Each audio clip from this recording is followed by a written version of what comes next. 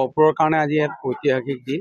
আমাৰ প্ৰাক্তন বিধায়ক, প্ৰাক্তন মন্ত্ৰী, প্ৰাক্তন বিধানসভাৰ অধ্যক্ষ প্ৰয়াত গণেশ কুটুম ডাঙৰীয়াই গহপুৰৰ কাৰণে যথেষ্টখিনি তেখেতৰ দুটা কাৰ্যকালত যথেষ্টখিনি কাম কৰিছিল আৰু তাৰ উপৰিও তেখেতে সমাজ জীৱনত বিভিন্ন ধৰণৰ সামাজিক কামবিলাকৰ লগত জড়িত হৈছিল, ৰাইজৰ লগত জড়িত হৈছিল।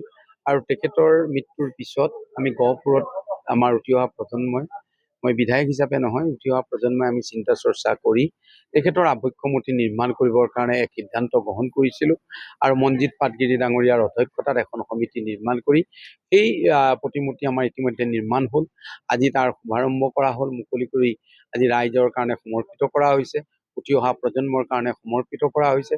আৰু গণেশ কুটুম ডাঙৰীয়াৰ যি আদৰ্শ আছিল, তেখেতৰ যি কৰ্মৰাজি আছিল আৰু যিখিনি তেখেতৰ আধৰুৱা সপোন আছিল, এই সপোনবিলাকক যাতে আমি বাস্তৱ ৰূপত উঠি অহা প্ৰজন্মই ৰূপায়িত কৰিব পাৰোঁ, তাৰ কাৰণে উঠি অহা প্ৰজন্মৰ প্ৰতি মোৰ বিনম্ৰতা আহ্বান জনাইছোঁ। আৰু আজি এই অনুষ্ঠানত তেখেতৰ সুযোগ্য পুত্ৰ শংকৰ কুটুম ডাঙৰীয়া আহিছে, তেখেতৰ জোঁৱায়েকসকল আহিছে, জীয়ৰী আহিছে, বোৱাৰী আহিছে, ভতিজা আহিছে, ভাই আহিছে, ইষ্ট মিত্ৰ কুটুম আহিছে। সকলোকে মোৰ তৰফৰ পৰা জনপ্ৰতিনিধি হিচাপে শুভেচ্ছা জ্ঞাপন কৰিছোঁ। আৰু যিসকল স্থানীয় সুভাষিক ৰাইজ আহি ইয়াত উপস্থিত হ'লহি এই অনুষ্ঠানটোত শুভেচ্ছা জনাবৰ কাৰণে, তেখেতলোককো ধন্যবাদ জ্ঞাপন কৰিছোঁ।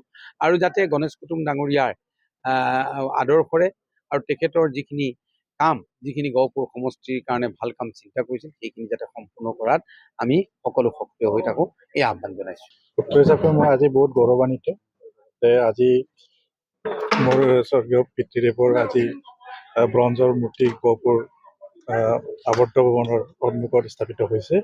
তাৰ কাৰণে মই আজি মুখ্য পৃষ্ঠপোষক আমাৰ স্থানীয় বিধায়ক উৎপল বৰা ডাঙৰীয়াক ধন্যবাদ জ্ঞাপন কৰিছোঁ মোৰ পৰিয়ালৰ ফালৰ পৰা। আৰু যি নিৰ্মাণ কমিটিৰ লগত যি জড়িত উদ্যোক্তা, সভাপতি, সম্পাদকে ধৰি সন্মানীয় ব্যক্তিসকলক মোৰ পৰিয়ালৰ ফালৰ পৰা অশেষ ধন্যবাদ জ্ঞাপন কৰিছোঁ।